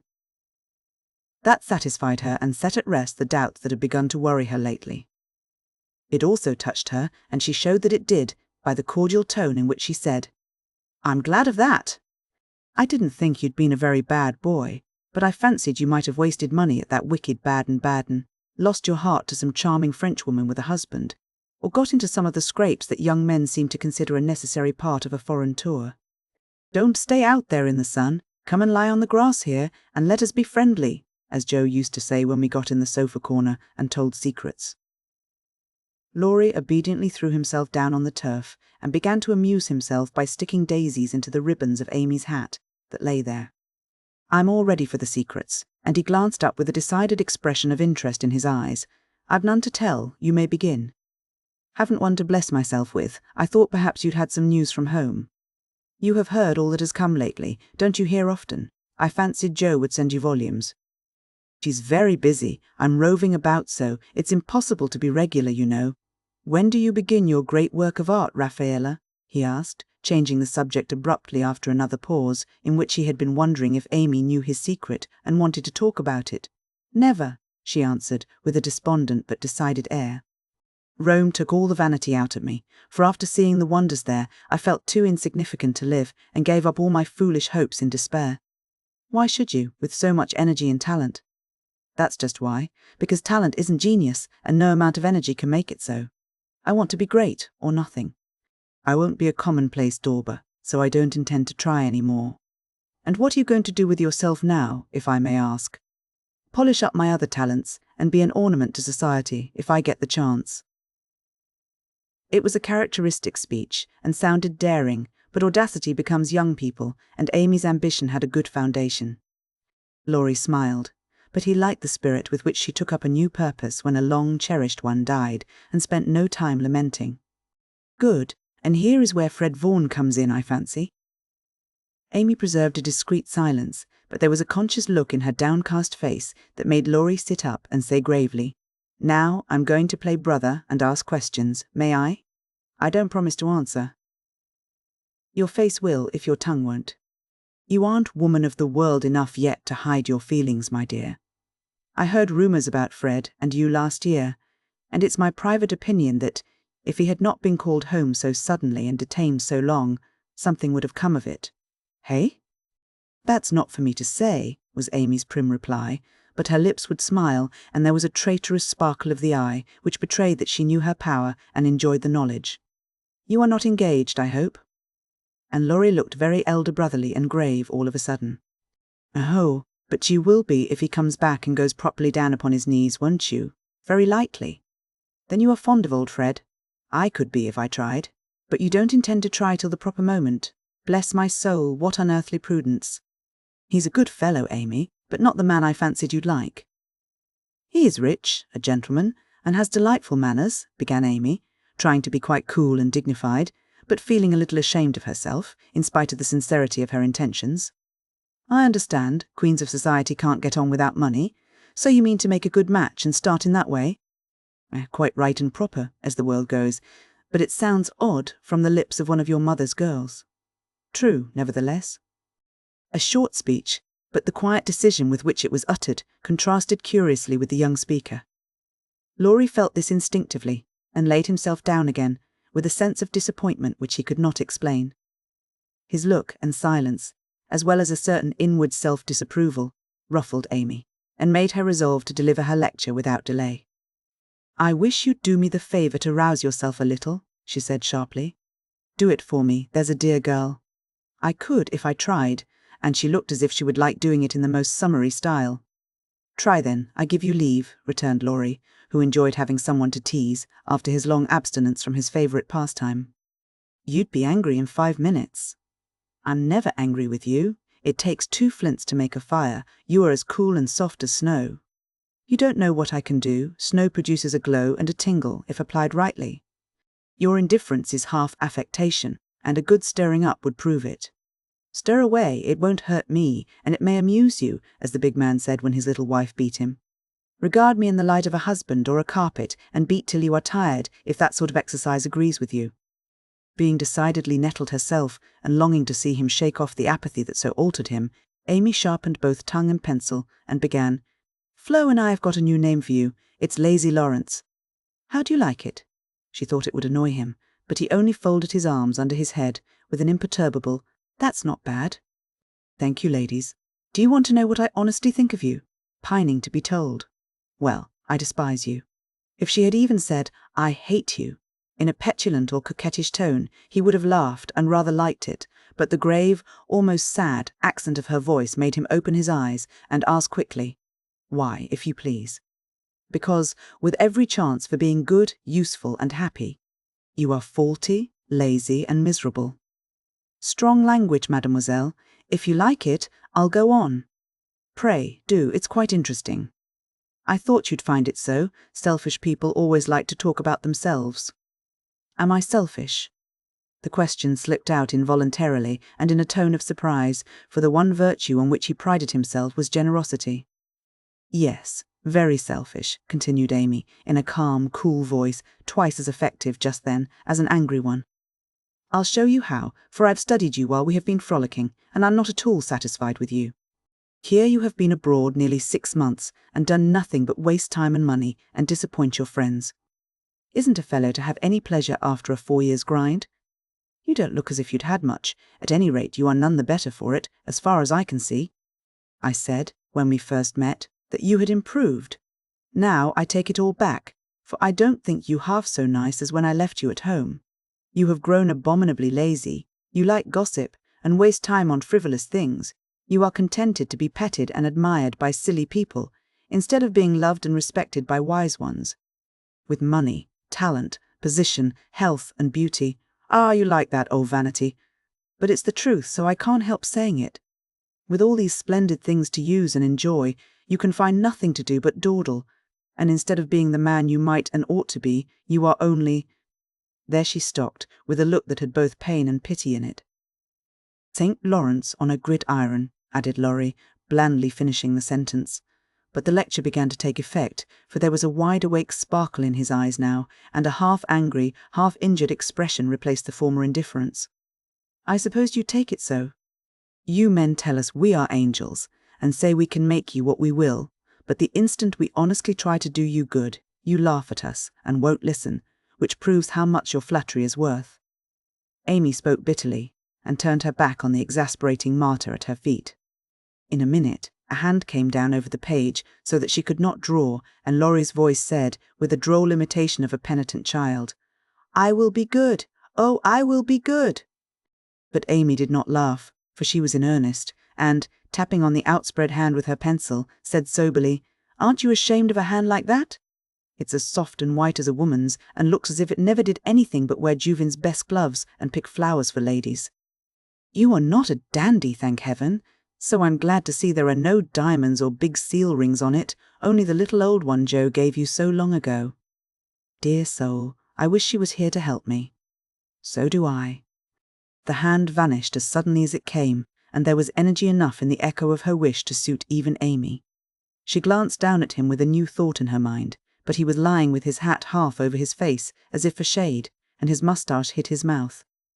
She only saw his chest rise and fall, with a long breath that might have been a sigh, and the hand that wore the ring nestled down into the grass, as if to hide something too precious or too tender to be spoken of.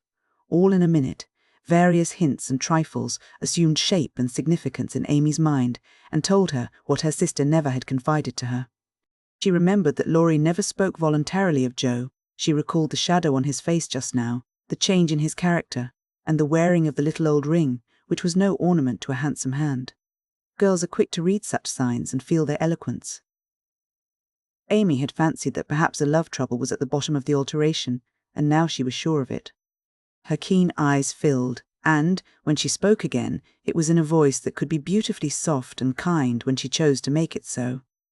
"I know I have no right to talk so to you, Laurie, and if you weren't the sweetest-tempered fellow in the world, you'd be very angry with me. But we are all so fond and proud of you. I couldn't bear to think they should be disappointed in you at home as I have been, though, perhaps, they would understand the change better than I do."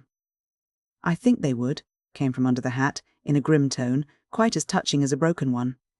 "They ought to have told me, and not let me go blundering and scolding, when I should have been more kind and patient than ever. I never did like that Miss Randall, and now I hate her," said artful Amy, wishing to be sure of her facts this time. "Hang Miss Randall." And Laurie knocked the hat off his face with a look that left no doubt of his sentiments toward that young lady. "I beg pardon, I thought," and there she paused diplomatically. "No, you didn't. You knew perfectly well. I never cared for anyone but Joe." Laurie said that in his old impetuous tone, and turned his face away as he spoke. "I did think so, but as they never said anything about it, and you came away, I supposed I was mistaken. And Joe wouldn't be kind to you? Why, I was sure she loved you dearly." "She was kind, but not in the right way, and it's lucky for her she didn't love me, if I'm the good-for-nothing fellow you think me. It's her fault, though, and you may tell her so." The hard, bitter look came back again as he said that, and it troubled Amy, for she did not know what balm to apply. "I was wrong. I didn't know. I'm very sorry I was so cross, but I can't help wishing you'd bear it better, Teddy dear." "Don't. That's her name for me." And Laurie put up his hand with a quick gesture to stop the words spoken in Joe's half-kind, half-reproachful tone. "Wait till you've tried it yourself," he added in a low voice as he pulled up the grass by the handful. "I'd take it manfully, and be respected if I couldn't be loved," said Amy, with the decision of one who knew nothing about it. Now, Laurie flattered himself that he had borne it remarkably well, making no moan, asking no sympathy, and taking his trouble away to live it down alone. Amy's lecture put the matter in a new light, and for the first time it did look weak and selfish to lose heart at the first failure and shut himself up in moody indifference. He felt as if suddenly shaken out of a pensive dream, and found it impossible to go to sleep again. Presently he sat up and asked slowly, "Do you think Joe would despise me as you do?" "Yes, if she saw you now. She hates lazy people. Why don't you do something splendid and make her love you?" "I did my best, but it was no use." "Graduating well, you mean? That was no more than you ought to have done for your grandfather's sake. It would have been shameful to fail after spending so much time and money when everyone knew you could do well." I did fail, say what you will, for Joe wouldn't love me, began Laurie, leaning his head on his hand in a despondent attitude. No, you didn't, and you'll say so in the end, for it did you good, and proved that you could do something if you tried. If you'd only set about another task of some sort, you'd soon be your hearty, happy self again and forget your trouble. That's impossible. Try it and see. You needn't shrug your shoulders and think, much she knows about such things. I don't pretend to be wise, but I am observing, and I see a great deal more than you'd imagine. I'm interested in other people's experiences and inconsistencies, and, though I can't explain, I remember and use them for my own benefit. Love Joe all your days if you choose, but don't let it spoil you, for it's wicked to throw away so many good gifts because you can't have the one you want. There, I won't lecture any more, for I know you'll wake up and be a man in spite of that hard-hearted girl. Neither spoke for several minutes. Laurie sat turning the little ring on his finger, and Amy put the last touches to the hasty sketch she had been working at while she talked. Presently she put it on his knee, merely saying, "How do you like that?" He looked, and then he smiled, as he could not well help doing, for it was capitally done. The long, lazy figure on the grass, with listless face, half-shut eyes, and one hand holding a cigar, from which came the little wreath of smoke that encircled the dreamer's head. "How well you draw," he said, with genuine surprise and pleasure at her skill, adding with a half-laugh, "Yes, that's me.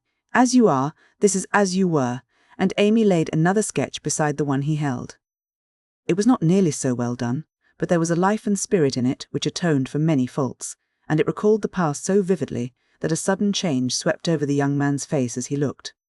Only a rough sketch of Laurie taming a horse, hat and coat were off, and every line of the active figure, resolute face, and commanding attitude was full of energy and meaning.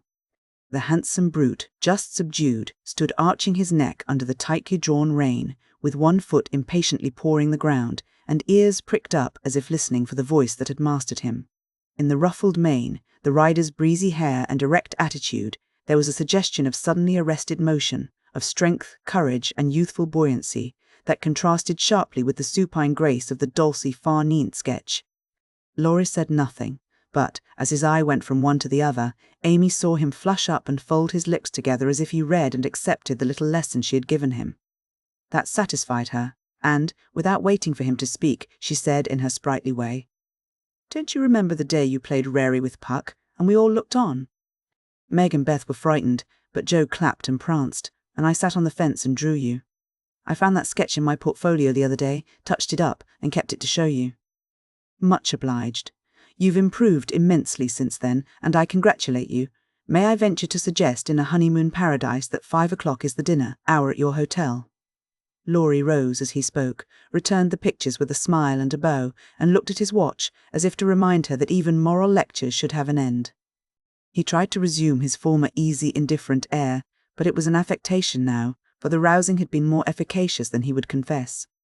Amy felt the shade of coldness in his manner, and said to herself, "Now I've offended him. Well, if it does him good, I'm glad. If it makes him hate me, I'm sorry, but it's true, and I can't take back a word of it." They laughed and chatted all the way home, and little Baptiste, up behind, thought that Monsieur and Mademoiselle were in charming spirits. But both felt ill at ease. The friendly frankness was disturbed, the sunshine had a shadow over it, and despite their apparent gaiety, there was a secret discontent in the heart of each. "Shall we see you this evening, mon frère?" asked Amy as they parted at her aunt's door. "Unfortunately, I have an engagement. Au revoir, mademoiselle," and Laurie bent as if to kiss her hand, in the foreign fashion, which became him better than many men. Something in his face made Amy say quickly and warmly, "No, be yourself with me, Laurie, and part in the good old way. I'd rather have a hearty English handshake than all the sentimental salutations in France. Goodbye, dear." And with these words, uttered in the tone she liked, Laurie left her, after a hand shake almost painful in its heartiness. Next morning, instead of the usual call, Amy received a note which made her smile at the beginning and sigh at the end.